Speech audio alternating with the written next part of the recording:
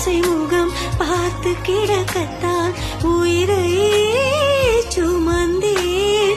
நெருங்கவும் இல்லை விலகவும் இல்லை நெஞ்சம் செய்யும் தொல்லை காதல் தொடங்கவும் இல்லை முடிவுகளே இல்லை கடவுளை போலே காதல்.